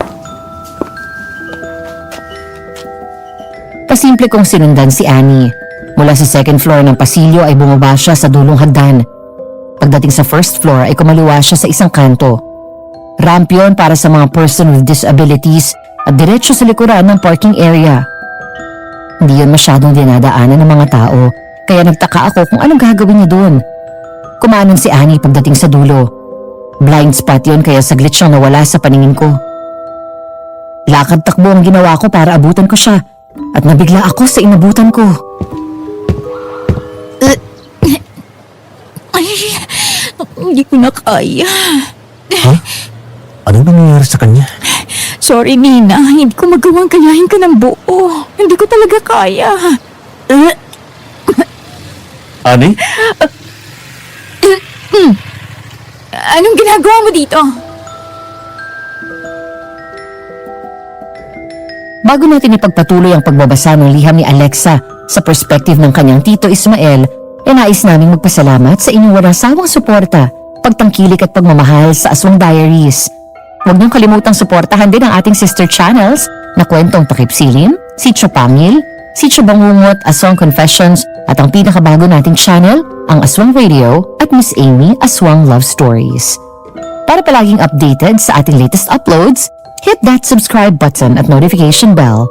Mag-comment naman kayo para magkwentuhan tayo at hihintayin namin kayo sa comment section. Muli ang aming taus-pusong pasasalamat sa inyong lahat. At ngayon balik na tayo kay Ismael at Annie. Hindi ko na siya nasagot dahil sumuka ulit siya. Hinayaan ko na muna siyang kumalma. Pagkatapos ay niyaya ko siya sa isang cafeteria na malapit sa munisipyo. Ibang-iba siya sa babaeng lively na nakikihalubilo sa mga tao kanina. Nagbalik ang pagiging mahinhin at tahimik niya. Okay ka na ba? Oo, salamat. Makakaya naman sa'yo. Wala yon. Ang mahalaga okay ka na. Bakit ka nga pala nandun? Sinundan kita. Nakita kita kanina habang nakikihalubilo sa ibang tauhan ng munisipyo. Nanibago ako sa'yo eh. Sinisikap ko kasi mabuhay si Nina sa imahe ko. Pero hindi ko pala kayang makibagay. Kumukulo yung sikmura ko at dumadagundong ang ulo ko. Nakaramdam ako ng awa para kay Annie. Batay sa ipinakita sa akin ni Nina, sobra talaga silang close ng kakambal niya. Ramdam ko ang lungkot niya. Sa kagustuhan ko mapanatag ang loob niya, ipinayuhan ko siya kahit alam kong outsider lang ako sa buhay niya. Hindi mo kailangang baguhin ang ikaw, Annie. Para lang masunod ang gusto mo na mabuhay si Nina sa katawan mo. Anong ibig mong sabihin? Kambal kayo ni Nina. Magkamukha. Kung sakaling hindi mo siya gayahin, hindi ba't parang bonus na sa kanya yon? Anong sinasabi mong bonus? Patay ng kapatid ko, paano yun naging bonus? Dahil parang na siyang nabuhay ng 2 beses sa magkaibang uri ng buhay. Ang isa ay nung nabubuhay pa siya bilang lively na babae. At ang isa ay sa pamamagitan mo habang nabubuhay ka bilang ikaw. Ang ibig mong sabihin, Hindi na naisin ni Nina ang ginagawa mo sa sarili mo na namumuhay ka ng di komportable. sa tingin ko'y tama ka. Salamat, Ismael. Masaya akong matulungan ka. Nakausap mo talaga si Nina? Oo. Sa tingin mo ba, naghirap siya bago namatay? O mabilis yung pagkamatay niya? Hindi ko masabi. Pero kung sa pagiging tapat din lang, tatapatin kita na namatay siya sa karumaldumal na paraan. Diyos ko. May lead na ba kayo kung sinong pumatay sa kanya? Aswang na kung tawagin ay binubaan. Ubod ng bangis at brutal. Nang sabihin ko yun kay Annie, ni Honey Ho ay wala siyang sinabi. Basta tinitigan lang niya ako na para bang may kausap siyang pinagtitripan siya. Inihatid ko na siya pabalik. Walang kahit anong salita ang namagitan sa aming dalawa. Ilang linggong lumipas. Nagkaroon ng 2 weeks na team building si Mayor sa isang magarang private resort na pag-aari ng kanyang kaibigan. Gabi nang dumating kami doon. Matapos makapaghapunan ay kanya-kanyang gala ang bawat isa. Mula sa veranda ng kwarto ko ay sinuwid ko ng tingin ang kabuuan ng lugar. Di ko makita si Annie. Nag-alala ko nang magsipagbalikan ng ibang kasama namin pero di ko siya nakita. Kaya naman nagpa siya kung hanapin na siya. Pasang ka, Ismael? Ay, Malalim na ang gabi at nagsisibalikan na din sa kwarto nila ang ating mga kasama. Manong Eman, napansin niyo ba kung kasama si Annie doon sa mga pumasok pabalik? Ngayong naitanong mo, parang ang hindi. Hanapin ko lang. Baka kung napapaano na siya. Sige, mag-iingat ka. Habang hinahanap ko si Nina ay may nagaganap palang lasingan sa pagitan ni Annie at ng boss niyang si Raquel. Ayon kay Annie, bigla na lang itong niyaya na mag-inuman dahil may problema ito sa kapatid. Pinagbigyan naman niya ito. Doon sila nag-inuman sa labas ng cabin ni Raquel kung saan nag-ihaw pa ito ng mapupulutan nila. Medyo tipsy na nga daw siya nung matapos yung mag-ihaw dahil panay ang salin sa baso niya ng alak kapag nakikitang paubos na ang iniinom niya. Etong baso mo. Pinuno ko na ulit. Wala nang laman eh. Ang dami ko nang nainom. Baka naman magpagilong-gilong na ako pabalik sa kwarto ko. Tapos na ba yung inihaw natin? Sabi naman sa'yo, ako na eh. Nakakahiya sa'yo. Tapos na po, kamahalan. Kain ka ng madami ha. Masarap yan. Specialty ko yan. Ang magluto ng walang bawang, sibuyas at asin. Grabe ka. Anong lasa nito? Kung ako nga lang ang masusunod, hilaw na kanyang uupakan natin. Yung direkta mula sa source. Tapos hilaw mong kakainin at mainit-init pa. Slurp. Trapsa. Ew! Ano ba naman yan? Nakakakilabot naman yan. Parang aswang lang naman ang gagawa ng ganun eh. Paano kung aswang talaga ako? Tapos matagal na pala kitang gustong luray-lurayin sa mga kamay ko.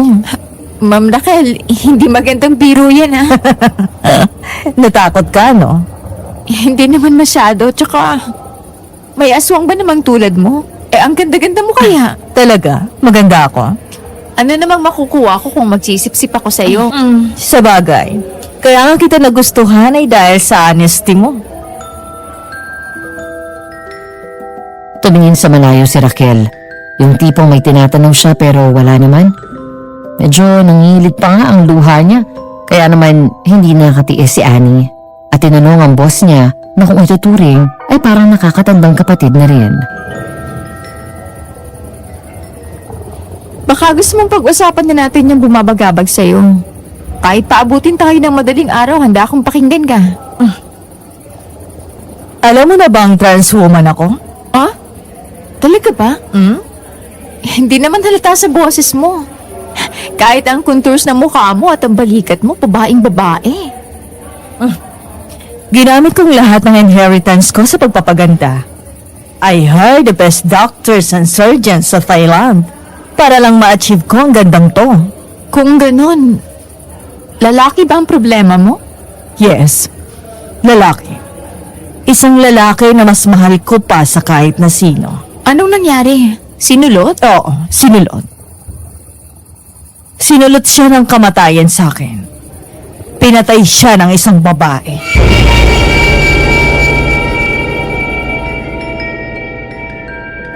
Pagtapos nun ay padaskol na kinuha ni Raquel ang kabubukas lang na beer in can. Tinungga niya yon na isang inuman lang. Nang ilapag niya yan sa mesa ay wala ng laman at parang tambay sa kanto na pinunasan niya ang labi gamit ang braso. Pero alam mo, nahirapan ako. Galit na galit ako sa nangyari. Tapos abot kamay ko na yung taong gusto kong gantihan. At alam ko sa sarili ko na dapat walang puwang ang konsensya. Pero, hindi ko magawa eh. Bakit hindi mo muna bigyan ng sarili mo ng pagkakataon na maintindihan ang sarili mo? Bakit ako? Kung nalilito ka, pinakamadaling kilalanin mo na muna ang sarili mo. Ano ba talagang gusto mo? Kung may alinlangan ka, ibig sabihin, may anggulo kang hindi pa lubusang nauunawaan. Baka hindi paghihiganting solusyon, kung hindi pagpapatawad at pagtanggap. Hindi. Walang kapatawaran. Ayokong magpatawad. Ayokong magpatawad. Dahil para ko na ding binali walang pagkamatay niya kapag ginawa ko yon. Para ko siyang tinaydor. Diyan ka na muna. Magpapalamig lang ako ng ulo.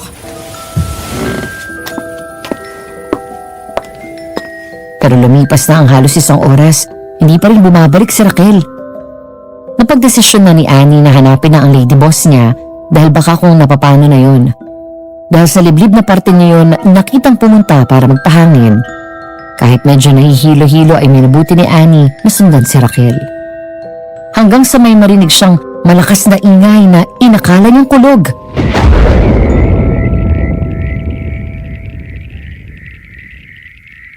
Naku po, kulog ba yun? Uulanin pa yata kami. Ma'am Raquel? Nasaan ka na? Tayo nang bumalik. Mukhang uulan na eh. Ma'am Raquel? Oh, ayun. Nandyan ka lang pala. Tara nang bumalik. Diyos ko po! Patay ka sa akin, babae! At yun nga ang nangyari. Habang ako naman ay naikot na ang buong paligid ng resort, pero hindi ko makita si Annie. Naisip ko na baka nakabalik na siya sa loob nang di lang namin napapansin ni Manong Eman. Tumumbad sa akin ang liblib na lugar na may lawag sa pinakagitna. Palapit na ako doon nang biglang may bumundol sa akin na bulto na nangangamoy alak. Ani, ako to si Ismael. Ismael! Tulungan mo ako! Hinahabol niya ako! Nino, Ayun na siya! Tulungan mo ako! Parang awa mo na! Hinawakan ko ang kanyang kamay at iginiya ko siya papunta sa mga talahib. Dumapa kami para makapagtago sa pagmamayari ng mabibigat na yabag na papalapit sa amin at sa nakakasulasok na amoy na bumaha sa lugar. Nang tuluyan na naming nakita ang humahabol kay Annie, ay nanghilakbot ako. Yun mismo ang aswang na ipinakita sa kanya ni Nina. Ang binubaan. Ani? Nasaan ka, Ani? Kilala ka ng aswang na yan? Mali ko. Basta na lang akong ang sakit ng braso ko. Akin na at matingnan niya yung braso mo. Maririnig tayo ng aswang. Parang naririnig kita, Ani. Nandito ka ba? Sa nakatumbang malaking troso kami marahang gumulong ni Annie. Sumiksik kami sa guwang nun at pigil ang hiningang nakaramdam kami. Ilang minutong pinagdiskitahan ng aswang ang drum ng basurahan. Pagkatapos sumisigaw yun ng pagkalakas-lakas. Nakabibingi. Hindi pa yun nasiyahan at inihagis ang drum. Pagkatapos inanakbo palayo habang umuungol na puno ng galit. Nang masigurado namin wala na ang aswang, nagmamadali kaming umalis sa lugar na yun. Pinangko ko na si Annie na parang bagong kasal at dumiretso kami sa resort. Pagkakita sa amin ni Manong Emma ay agad siyang kumuha ng first aid kit. Sa garden kami nanatili.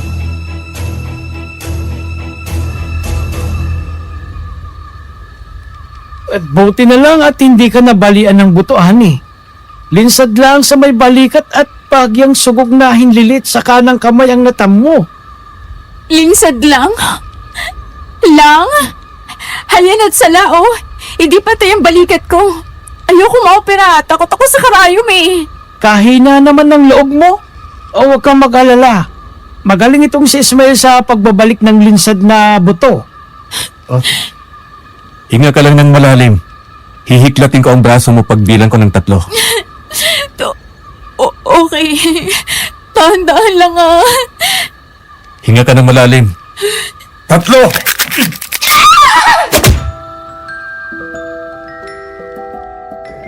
Ang turo sa akin ng mga hilot na lola ko, huwag mong hahayaang malaman ng nalinsadan ng buto kung kailan mo itatama yung linsad nila. Dahil 2 lang ang pwede mangyari. Ititigas ng pasyente ang parting yun ng katawan nila o kaya ipilit na lang babawiin. Lalo lang lalala ang problema pag nagkataon. Hindi ko akalaing may pangatlo pa pala. At yun ay ang maipawan ka ng malupit na suntok. Sabay kaming pinanawa ng ulirat ni Annie. Nung nagkamalay kami ay sikat na ang araw at may mga nakabalot ng kumot sa amin. May masarap na ring bagong kulo na barakong kape na sinamahan ng sunny side up na itlog at longganisa.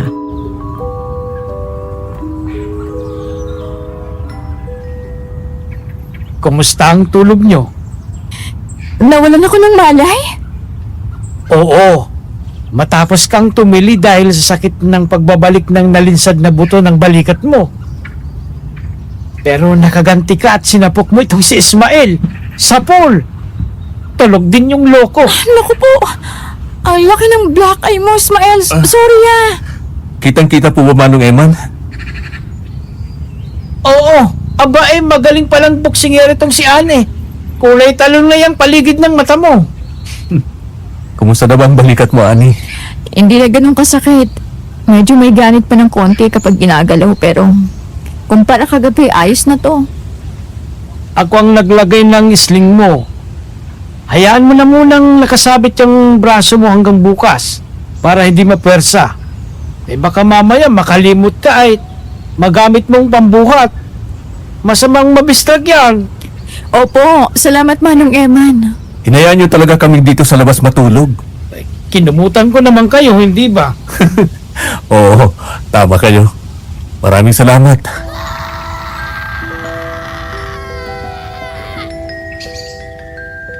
Ang sana'y masarap na agahan namin sa garden ay naunsyami dahil sa pagkakagulo ng mga kasamahan namin. Agad naming pinuntahan ang pinanggalingan ng sigawan at dinala kami noon sa likod na parte ng resort. Tumambad sa amin ang wasak na katawan ng isa sa mga utilities. Sa paligid niya ay may mga nakahambalang na bote ng mamahaling alak. Parang pinilas ang laman sa katawan niya. Marami sa mga nakiusyoso ang hindi nakatagal at nanakbong umalis habang sumusuka. Si Manong Emma naman ay nagsimula ng kontrolin ng sitwasyon at palayuin ang ilang naiwan para makichismis. Pagkatapos ay tumawag na siya ng kakilala niya sa kapulisan para i-report ang nangyari. Pinakalma ko naman si Annie na nangarag dahil sa suot ng namatay ang jacket niya. Namatakluban na namin ang kumot ng katawan saka dumating si Raquel. Sigurado ka bang jacket mo ang suot ng biktima? Oo, sa akin ang jacket na yun. Isinuot mo na ba ang jacket na yon? Suot ko yun nung nagbabiyahe tayo papunta rito. Nahihiya pa nga akong ipahiram dahil baka amoy pawis na tuwang-tuwa pa siya kagabi nung hiniram niya yun eh. Ang sarap doon sa katawan. Kung ganun, talagang ikaw ang punterya ng aswang na yun.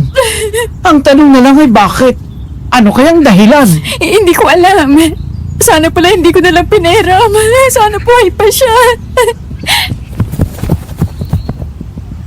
Ani, mabutit ligtas ka. Grabe ang kaba ko nang sabihin nilang may kasamahan tayo na nakitang patay. Ayos ka lang ba?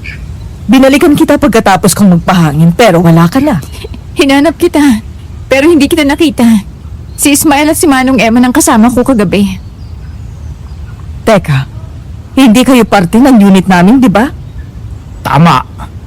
Ako si Eman, taga Los Baños, Laguna ako. Tauhan ako ni Mayor Perez sa munisipyo namin. Pero madalas akong hiramin ng mayor ninyo kapag may mga kaso ang kapulisan ninyo na medyo kakaiba. Ah, ikaw yung espiritista daw na magaling. Yung nagpipinta-pinta. O sino naman yung kasama mo? Parte din siya ng special task force ng mayor ninyo. Siya si Ismael. Hugot ko yan. Medium ko. Taga Rizal naman siya. So, grupo ito nang lumakad sa private resort na ito? Kayo lang ang dayo sa amin. Isang taga Laguna at isang taga Rizal. Hindi namin kayo lubos na kilala. Tapos may ganitong nangyari. Coincidence lang ba yun? Pinagbibintangan mo ba kami? Hindi naman katakataka na pagbintangan ko kayo, di ba? Magkakasama kami sa isang opisina. Pare-pareho din kaming lokal ng munisipalidad namin. Kayong dalawa lang ang dayo. Sino pang pagbibintangan ko?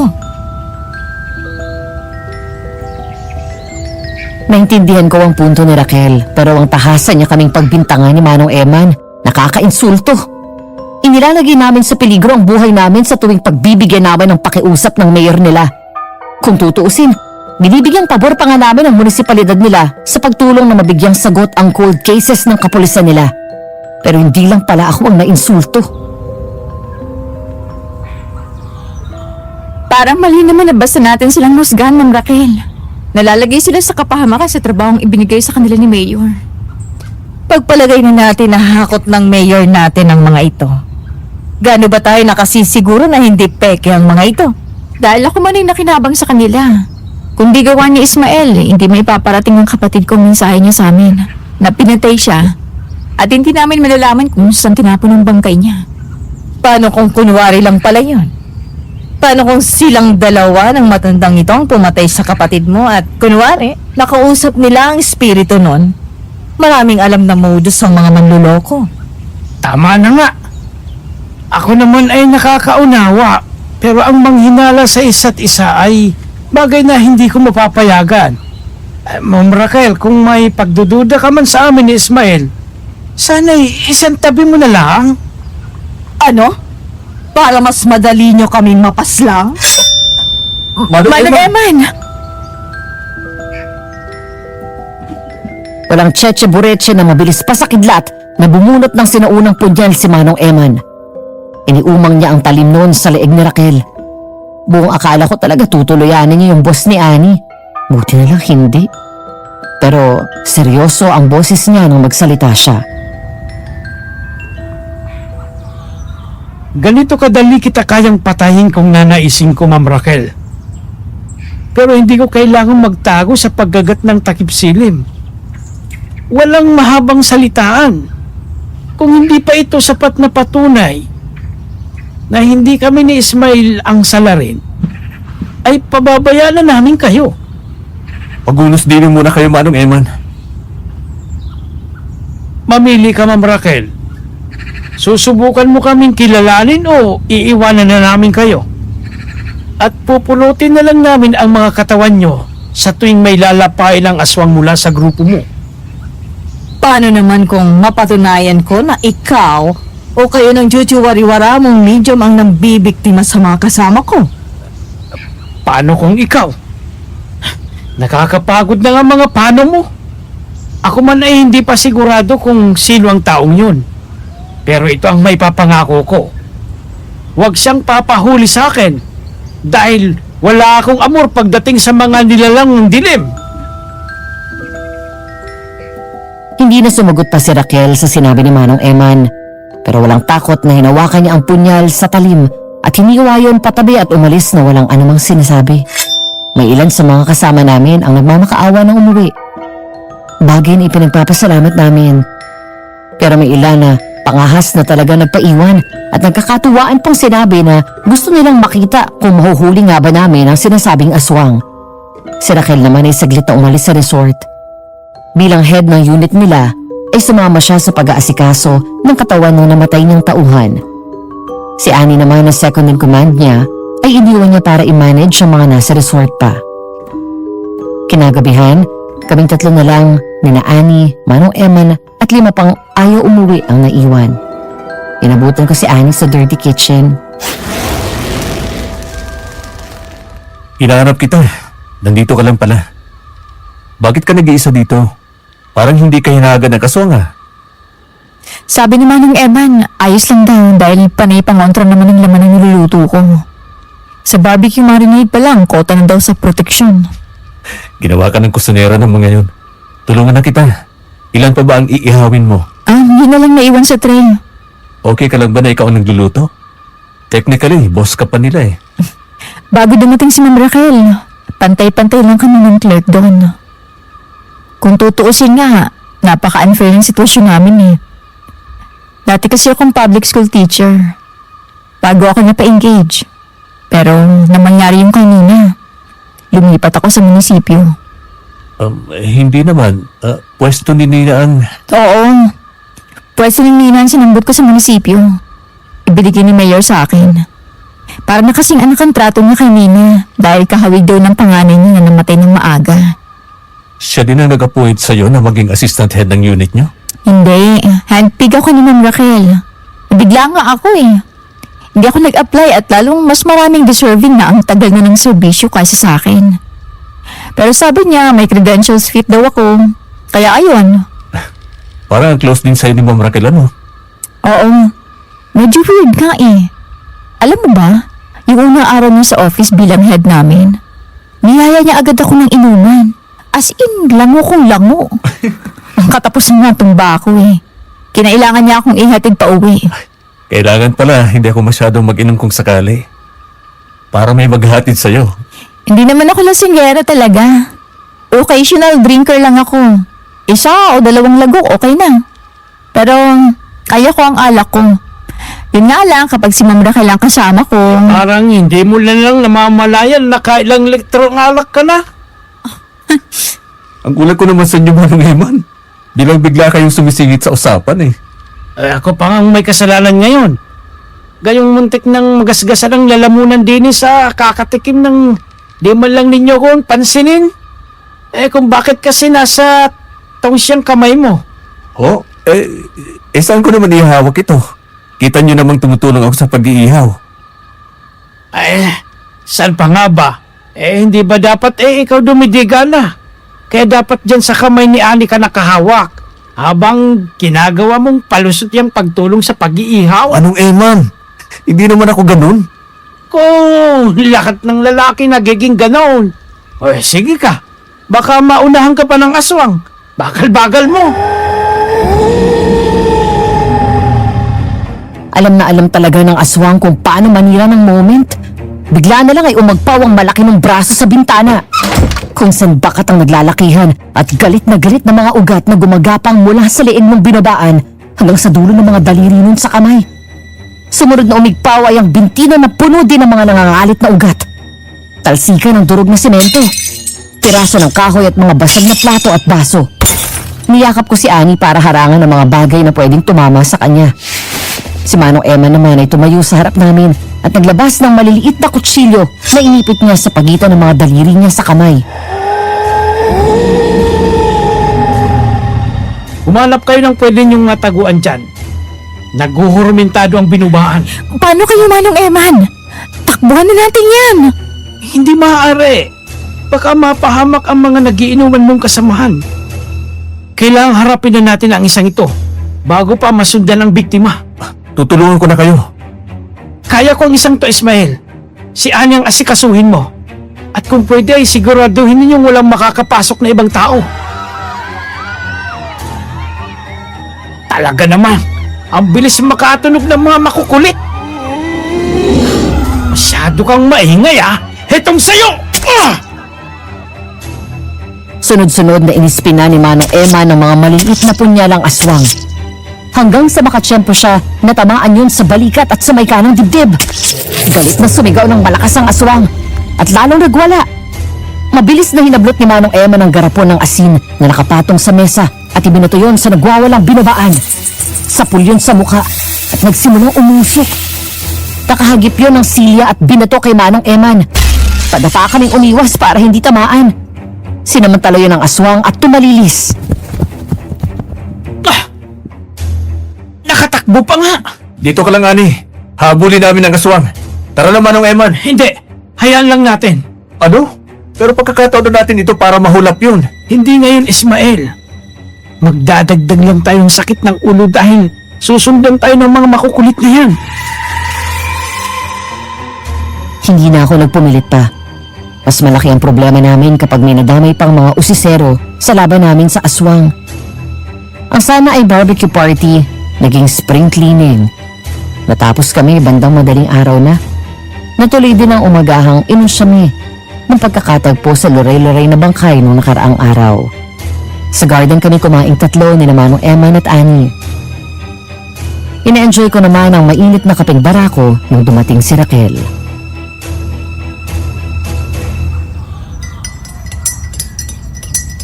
Dito pala nang gagaling ang aroma ng kape. Good morning, Ma'am Raquel. Kumusta? Hindi ka na nakabalik kagabi ah. Anong nangyari sa mukha mo, ma'am? Pagkaproseso ng katawan ni Sonia, dinala na namin siya sa kanila. Nagpakain ng pamilya niya ng lumpia. Hindi ko naman inakalang may seafood pala, na allergy ako. Mawawala din ito. Huwag ka na mag-alalaan. Baka gusto mong magkape. Meron pang barako sa takor eh. Salamat sa pag-aalok, Manong Eman, pero mamaya na lang siguro. Medyo pagod ako sa biyahe. Magpapahinga na lang muna ako sa kwarto ko. Makapananghalian ay kanya-kanya na muna kami. Wala nang makaharap namin ang binubaan ay hindi na ako nagkaroon ng paglalakbay habang natutulog. Kaya may nabuti kong basahin ang mga tala ko sa itim na leather notebook. Mga tala na naghihintay na asikasuhin ko. Si Manong Emma naman ay abala sa paghahanda ng kung ano-anong gamit.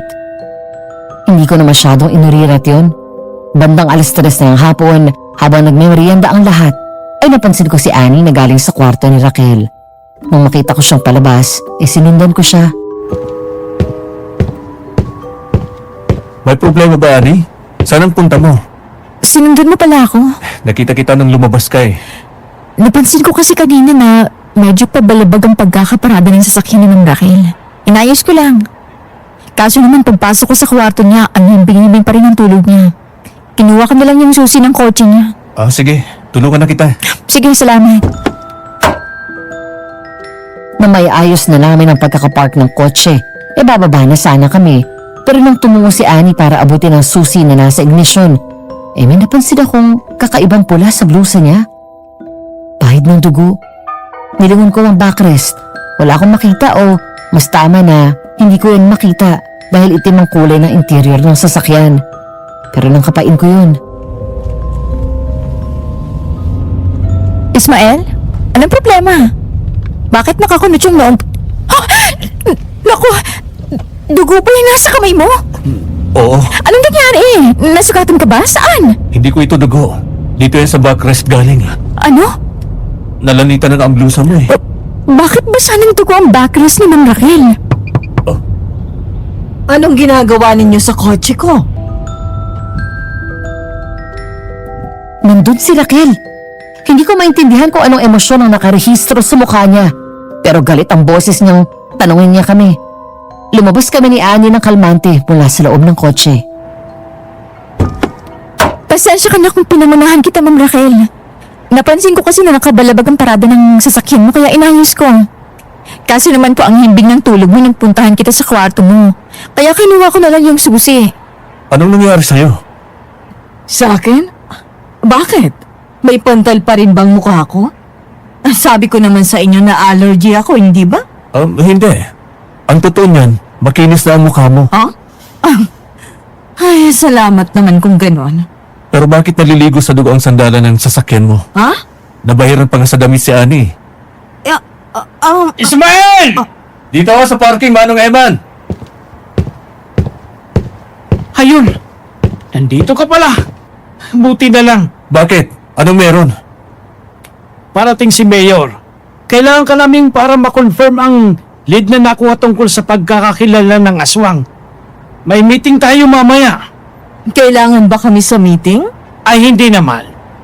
Kami-kami na muna ng miyembro ng Special Task Force. Kapag confirm na, saka namin kayo abisuan. Basta huwag muna kayong kumalat-kalat sa paligid. Manatili kayo dito sa loob ng resort hanggat maaari. Sige po, sige po. Oh, anong nangyari dyan sa likuran mo, Ani? Sinabi namin ang nangyari kay Manong Eman.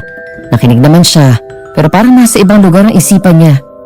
Napansin ko din na panay ang hawak niya sa prayer beads niya habang nakikipag-usap siya kina Raquel. Nang makapaghapunan ay humiwalay na kami ni Manong Eman. Sina Raquel at Annie ang magkasama. Sa likod na parte kami ng resort tumigil ni Mang Eman. Pero alas 8 na ng gabi, wala pa rin si Mayor. Doon na ako nagtaka, kaya nagtanong na ako. Ismael! Tapos na bang itali ang bawat sulok niyang net sa mga pinatulis na kawayan? Oo, eto ka at inaayos ko na kagaya ng bilin ninyo. Ay, Manong Eman, anong oras daw po ba darating sina Mayor? Gabi na. Mamaya. Parang sasabak kayo sa giyera. Para saan ba mga yan?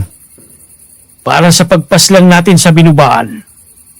Ngayong gabi natin siya wawakasan. Hindi na siya makakatakas. Iba ang tono ni Manong Eman. Para bang final countdown na huling labanan? Ganun yung tatingan. Nagpalinga ako sa resort at doon ko napansin na tahimik yun. Kumawag ang dibdib ko. Tensyonado akong tumitig kay Manong Eman. Oh, bakit ganyan ka kung makatingin?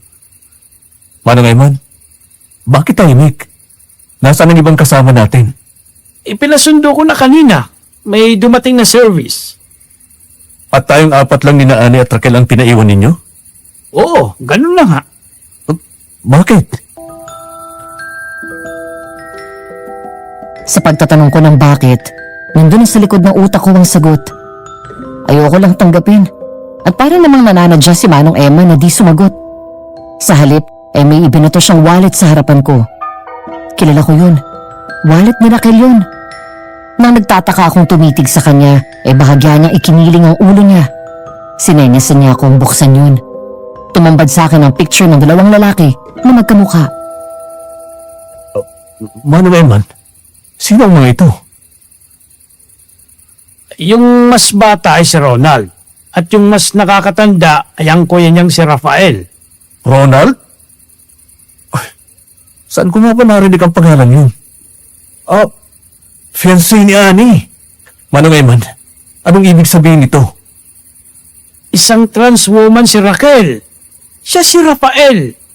Magkapatid silang aswang ni Ronald. At parehas na binubaan. Minsan silang nagbakasyon at nahawaan. Ano? Pinaghatian ng magkapatid ang minana nila sa mga magulang nila. Si Ronald nagpayaman sa pagnenegosyo. Si Rafael naman ay naniwala kung magpapaopera siya ay mabumurang pagiging binubaan niya. Delikado si Ani. Tinakbo ko ang kwarto ni Raquel na nakahiwalay sa main house ng resort. Pero wala na akong inabutang tao. Wala na rin kotse. Tanging mga bote ng alak na wala ng laman ang inabutan ko sa mesa. Doon ko napagtagni-tagni ang lahat. Alam na ni Manong Eman na si Raquel ang aswang. Kailan pa, Manong Eman? Kagabi. Patakas kong hinalugog ang kwarto ni Raquel at nakita ko yan. Bakit hindi ninyo sinabi sa akin? Hindi pa ako sigurado. Nakumpirma ko lang nang ipakita ninyo sa akin kanina sa parking area ang dugo ang sandalan ng sasakyan niya. At hinayaan niyo pa din na magkasama si Raquel at Annie? Naintindihan ko ang plano ni Manong Eman, pero hindi ko pa rin mapigilan na kwelyohan siya at singalan. Ipinain niya si Annie. Sa ilang beses na nakaharap namin ang aswang, alam kong batid ni Manong Eman kung gaano kabangis, kabrutal at bayolente ang binubaan. Marahang hinawakan ni Manong Eman ng mga kamuo kong nakahawak sa kwelyo niya. Alam kong nag-aalala ka. Alam kong mali na ipain ko si Annie, pero kung di ko to ginawa, hindi natin mahuhulang aswang. Manong Eman, nag-aalala ako. Alam ko, pero pumanatag ka. Alam ka ginagawa ko. Mabuti pa, kumilos na tayo. Maililigtas ba natin siya? Ito ang punyal na iniregalo sa akin ng asawa ko. Kung hindi natin siya mailigtas, o kung masaktan siya, itarak mo yan sa akin. Hindi ako lalaban. Dala ang gamit na inihanda ni Manong Eman ay lumarga na kami. Gamit ang aking pagmimedium at ang kanyang mga Latin ay nasugsog namin kung saan dinala si Annie. Gamit ang matataas na talahib ay nagmanman kami sa lugar. Sa isang lawag na napaliligiran ng makapal na ligaw na halaman, ay may lamesang kawayan at doon nakapatong ang walang malay na si Annie. Ang binabaan naman ay abala sa paghahalo ng kung anong masangsang na bagay sa napakalaking palayok. Ilang sandali pa kaming nakiramdam hanggang sa hinudyatan ako ni Manong Eman na ihagis na ang lambat na kinabitan ko ng matatalas na kawayan. Ipako mo sa lupa ang mga kawayang ikinabit mo sa lambat, Ismael. Gamitin mo ang kahoy na maso. Papatayin ko kayo! Hindi!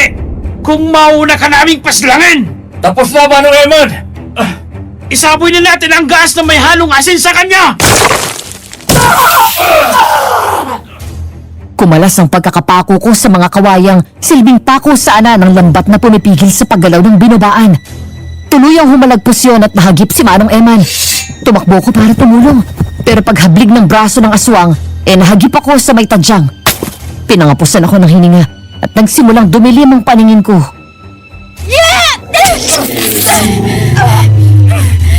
Ismael, ayos ka lang ba? Hindi. Pero buhay pa naman ako. Salamat sa pagsaksak mo ng kawayan doon sa aswang. Muntik na ako. Manong Eman! Ismael, anong gagawin natin? Nataranta kong iginala ang paningin ko. Habang sakal ng aswang si Manong Eman, doon ko napansin ang lambat na nakakalat. Nakatapak doon ang aswang. Sinenyasan ko si Annie na agad namang nagets ang gusto kong mangyari. Pasimple siyang pumwesto at hinawakan ang dulo ng lambat. Kinapkapan ko ang aking sarili, naghahanap ng maaring magamit na sandata. Nahagip ko ang punyal na pinahawakan sa akin ni Manong Eman. Sa hudyat ko ay buong lakas na hiniklat ni Annie ang lambat. Nawala ng balanse ang aswang at napadapa. Sumakay ako sa likuran noon at sinaksak yun sa batok gamit ang punyal na hawak ko. Tuluyang nalugmok ang binubaan. Patakbo akong nilapitan si Annie. Nasaksak mong aswang! Oh. Kumusta si Manong Eman? Eto, buhay pa naman. Hindi ko na puruan. Isasama ko kayo sa kabilang buhay para may pasalubong ako kay Ronald! Ikaw na lang ang maging pasalubong sa kapatid mo! Siguraduhin mong well done ka pagdating mo sa impyerno!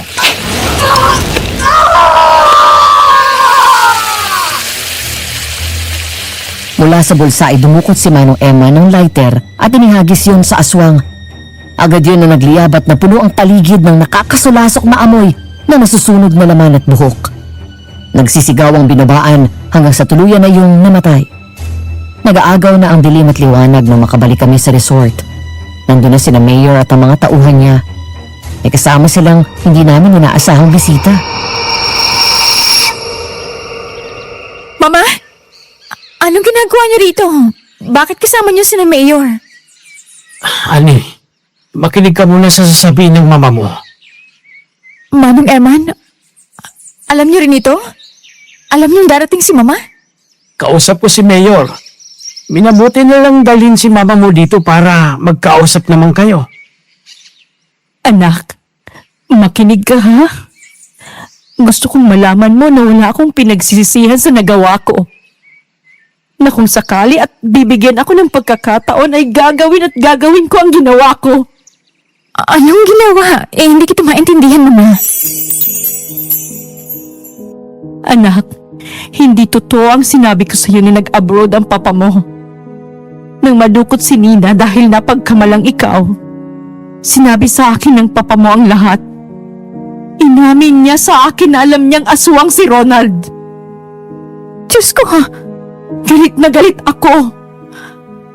Mga anak ko kayo. 9 na buwan ko kayong dinala sa sinapupunan ko. Tapos, ibibenta niya lang kayo ng parang mga karne. Kaya naman, pinatay ko ang papa niyo. Mama! Habang nasa ospital ka, tinadtad ko ang katawan niya at inilagay sa Poso Negro natin. Dapat pala pinaanod ko na lang siya sa dagat o di kaya'y ipinalamon sa buhaya para wala ng ebidensya.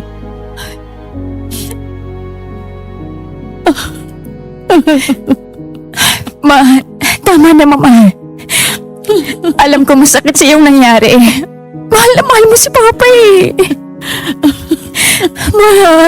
Anak, wala akong hindi gagawin para sa inyo ni Nina. Nanay ako eh. Anumang pagmamahal na meron ako para sa papa ninyo, ay tuluyan nang nawala ng ipagbenta kanya. Patawarin mo ako sa pagiging halimaw ko. Ayon kay Tito Ismael, hindi na nakalabas si Anita sa kulungan dahil reklusyon perpetua ang parusa sa parricide. Pero naging isa siya sa outstanding inmate dahil sa magandang ugali at pakikisama. Sila naman ni Annie ay nagpakasal at nibiyayaan ng isang kumpletong basketball team, 5 lalaki at bunsong babae. Sabi niya sa akin, pinaka nagpapalungkot sa kanya ay ang limitasyon ng kanyang kakayanan bilang medium. Na hindi lahat ng krimen ay nabibigyan niya ng kasagutan. Tanging ang mga hinahayaan lang ng mga espiritual na makita niya ang nakikita niya kapag naglalakbay na ang kanyang kaluluwa. 3 sa mga naging anak ni Tito Ismael ang nakamana ng kanyang kakayanan. Ang karanasan ni Tito Ismael ay nagturo sa akin ng ilang bagay. Una, hindi porket may kakayanan ka na ay kita at alam mo na ang lahat. May limitasyon pa din. Saklaw ka pa rin ang batas ng kalikasan na kadalasan ay hindi natin batid kung paano nga ba talaga umiinog. Pangalawa, nakakatakot na nakakamangha ang kakayanan ng pagmamahal ng isang ina. Kahit ano kayang gawin, gaya nilang ng ginawa ng mama ni Annie. Pangatlo, ang pag-ibig talaga, napaka-unpredictable. Bigla-bigla ka na lang yung sasalpukin ng hindi mo inaasahan. Na yung pinagkakaguluhang organic encounter ng mga kabataan ngayon, posible palang mangyari habang nasa astral plane ka. Kaya kung sakaling naghahanap ka pa rin ng organic encounter na yan, baka naman nasa spiritual na ang hinahanap mo. Hanggang dito na lang po ang sulat ko, Madam Venus.